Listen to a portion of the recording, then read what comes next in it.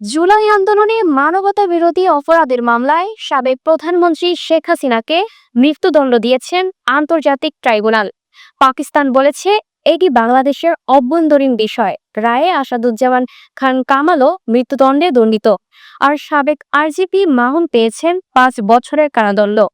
বিস্তারিত দেখুন প্রতিবেদনে। জুলাই আন্দোলনে মানবতা বিরোধী অপরাধের দায়ে ক্ষমতাচ্যুত প্রধানমন্ত্রী শেখ হাসিনাকে মৃত্যুদণ্ড দিয়েছেন আন্তর্জাতিক ট্রাইব্যুনাল।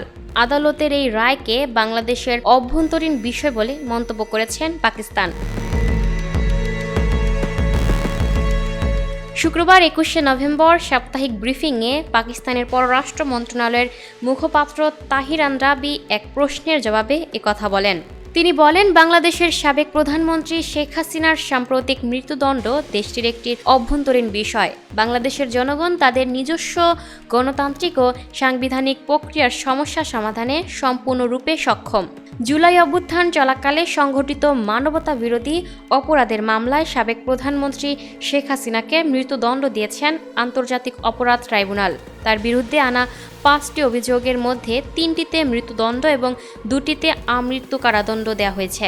17 নভেম্বর সোমবার বিচারপতি মোহাম্মদ গোলাম মর্তুজা মজুমদারের নেতৃত্বাধীন 3 সদস্যের আন্তর্জাতিক অপরাধ ট্রাইব্যুনাল 1 এই রায় ঘোষণা করেন। এছাড়া সাবেক স্বরাষ্ট্রমন্ত্রী আসাদুজ্জামান খান কামালকেও মৃত্যুদণ্ড দিয়েছেন ট্রাইব্যুনাল। মামলায় রাজসাক্ষী হওয়া সাবেক পুলিশ মহাপরিদর্শক চৌধুরী আব্দুল্লাহ মামুনকে 5 বছরের কারাদণ্ড দেওয়া হয়েছে।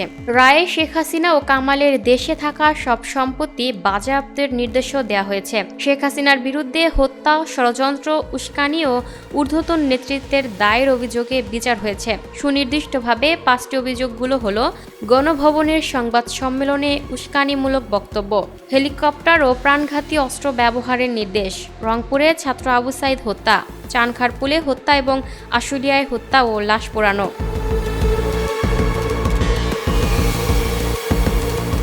Lucky Akter, up to date news, Dhaka.